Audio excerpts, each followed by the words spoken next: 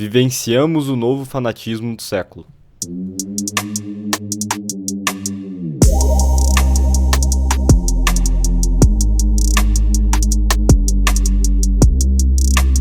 Toda ideologia política tem 3 elementos: uma visão do inferno com o inimigo que tem de ser esmagado, uma visão de um mundo mais perfeito e um plano de transição de um para o outro.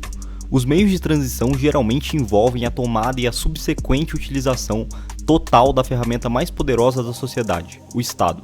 Por essa razão, a tendência das ideologias é serem totalitárias. Elas dependem fundamentalmente de sobrepujar as preferências e as escolhas individuais e substituí-las por um sistema de crenças e comportamentos planejado por algum comitê de iluminados. Um caso óbvio é o comunismo. O capitalismo é o inimigo. Controlar os trabalhadores e abolir a propriedade privada seria o paraíso. E os meios para se alcançar isso seriam a expropriação violenta das posses da burguesia com o assassinato dos resistentes. O socialismo oferece uma versão mais suave do mesmo projeto. Na tradição fabiana, você alcança esses mesmos objetivos por meio de um planejamento econômico gradual. A ideologia do racismo postula algo diferente. O inferno seria a integração étnica e a mistura das raças. O paraíso seria a homogeneidade racial, e os meios de mudança são a marginalização ou o genocídio de algumas raças. O fascismo vê o livre comércio global, o individualismo e a imigração como os inimigos, ao passo que um poderoso nacionalismo seria o paraíso. E a maneira de se fazer a transição é tendo um grande líder. Você pode observar as mesmas características em certos tipos de tradicionalismo religioso.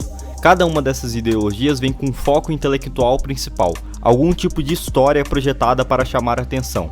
Exploração, desigualdade, teoria racial, identidade nacional, salvação.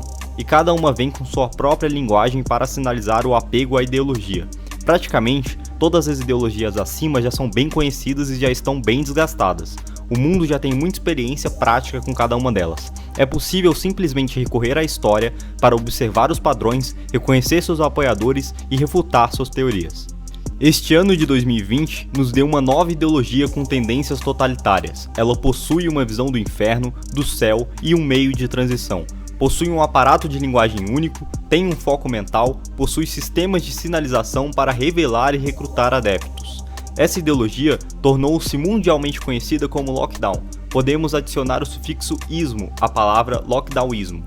Sua visão do inferno é uma sociedade na qual os patógenos circulam livremente. Seu paraíso é uma sociedade controlada inteiramente por tecnocratas médicos, cuja principal tarefa é a supressão de todas as doenças.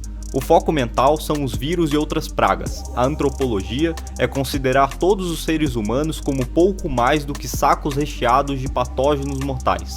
As pessoas suscetíveis à ideologia são as pessoas com vários graus de misofobia, outrora considerada um problema mental, mas que agora foi elevado à condição de consciência social. Este ano foi o primeiro teste do lockdownismo. Ele já chegou impondo os controles mais intrusivos, abrangentes e praticamente globais de seres humanos na história registrada. Mesmo em países onde o Estado de Direito e as liberdades individuais são fonte de orgulho nacional, as pessoas foram colocadas em prisão domiciliar, suas igrejas e empresas foram fechadas, milhões de empreendedores e trabalhadores foram humilhados pelo Estado, o qual, além de proibi-los de trabalhar, ainda afirmou que suas atividades não eram essenciais para ninguém. A polícia foi estimulada a impingir todos os decretos draconianos e a prender dissidentes que oferecessem qualquer resistência. A devastação é comparável a período de guerra, exceto pelo fato de que foi uma guerra imposta pelo governo ao direito das pessoas de se locomoverem e comercializarem livremente. Colabore com as orientações das autoridades. Colabore, fique em casa. Não saia às ruas, a não ser para o estritamente necessário, para comprar alimentos, para ir à farmácia, para trabalhar nos serviços essenciais. As medidas de hoje que estamos anunciando são: primeiro, o fechamento dos shopping centers na região metropolitana de São Paulo. Todos os shopping centers deverão ser fechados. E o que é mais impressionante é que, depois de tudo isso, ainda não foi apresentada uma mísera evidência empírica de qualquer lugar do mundo de que essa política totalitária, estupefaciente e sem precedentes teve algum efeito em controlar o vírus, para não dizer em aniquilá-lo. Ainda mais impressionante, os poucos locais que permaneceram abertos, Dakota do Sul, Suécia, Tanzânia e Bielorrússia, não perderam mais do que 0,06% da sua população para o vírus, em contraste a locais como Nova York e Grã-Bretanha, que se fecharam totalmente e apresentaram as mais altas taxas per capita de mortalidade. Logo no início, a maioria das pessoas concordou, pensando que a medida era de alguma forma necessária e de curto prazo. 2 semanas se estenderam para 30 dias, que se estenderam para 7 meses. E agora somos informados de que nunca haverá um momento em que não mais seremos obrigados a continuar professando essa nova fé de política pública. Trata-se explicitamente de um novo totalitarismo. E, como ocorre com todos esses regimes, há um conjunto de regras para os governantes e outro distinto para os governados. O aparato da linguagem agora é incrivelmente familiar. Achatamento da curva, desaceleração da disseminação, distanciamento social, contenção em camadas direcionadas, intervenção não farmacêutica. O inimigo é o vírus, e qualquer pessoa que não esteja vivendo a sua vida de maneira exclusivamente voltada para evitar a contaminação. Como você não pode ver o vírus, isso geralmente significa gerar uma paranoia sobre o outro. Alguém diferente de você tem o vírus. Qualquer um pode ser um super disseminador, e você pode reconhecê-los por seu comportamento desobediente e não submisso. Repentinamente, abre aspas, especialistas, fecha aspas, e autoridades ao redor do mundo impuseram restrições sobre quem você pode receber em sua casa, proibiram todos os eventos, aboliram as viagens e até mesmo atiçaram desconfiança contra animais de estimação. Tudo isso levou ao efetivo desmantelamento da rotina em todas as cidades, algo que ainda está longe de se recuperar. A postura dos adeptos do lockdown almeja uma sociedade de volta ao estado de natureza, com uma idílica purificação da vida. Essa neurose com uma sociedade sem patógenos ajuda a explicar uma das mais estranhas características do lockdownismo, seu puritanismo. Observe que o lockdown atacou especialmente qualquer coisa que se pareça com diversão. Filmes, teatros, eventos culturais, esportes, viagens, boliches, bares, restaurantes, hotéis, academias e clubes. Ainda até agora existem locais com toque de recolher para impedir as pessoas de ficarem fora de casa até tarde, sem absolutamente nenhuma justificativa médica. Se uma atividade é divertida, ela vira um alvo. Existe um elemento moral aqui. O pensamento é que, quanto mais as pessoas estão se divertindo, quanto mais escolhas elas fazem por conta própria, mais doenças se espalham. Trata-se de uma versão sanitária da ideologia religiosa de Savonarola, que levou à fogueira das vaidades. O lockdownismo tem todos os elementos esperados. Tem um foco maníaco em uma única preocupação, a presença de patógenos, com a exclusão de todas as demais preocupações. A menor das preocupações é a liberdade humana. A segunda menor preocupação é a liberdade de associação. A terceira menor preocupação são os direitos de propriedade. Tudo isso deve se curvar à disciplina tecnocrática dos mitigadores de doenças. As constituições e os limites ao governo não importam. E observe também quão pouco a terapêutica médica aparece. Não se trata de fazer as pessoas melhorarem, trata-se apenas de controlar toda a vida.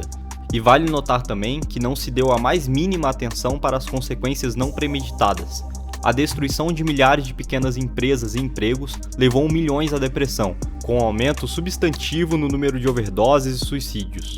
As vidas de incontáveis milhões ao redor do mundo foram despedaçadas. Em outras palavras, o lockdown não apenas não alcança bons resultados em termos de saúde pública, como, ao contrário, ele faz o oposto.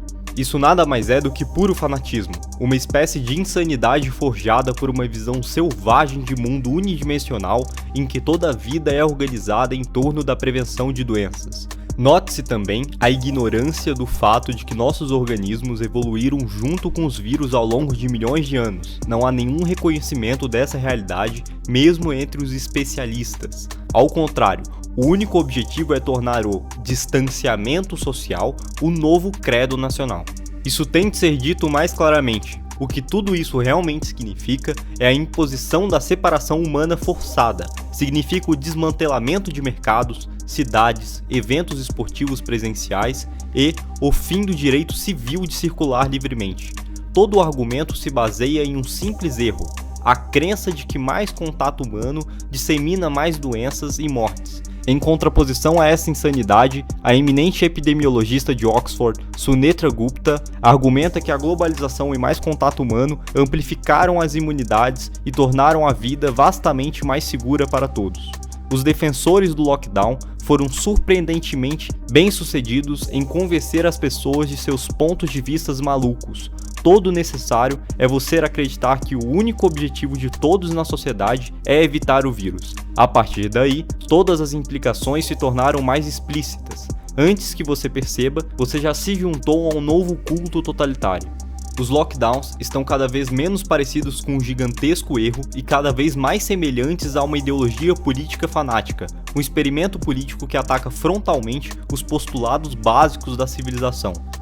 Já passou da hora de levarmos essa ideologia a sério e combatê-la com o mesmo fervor com o qual indivíduos livres resistiram a todas as outras ideologias maléficas que visavam destruir a humanidade de toda a sua dignidade, e a substituir as liberdades individuais pelos terríveis sonhos de intelectuais e seus fantoches empoleirados nos governos.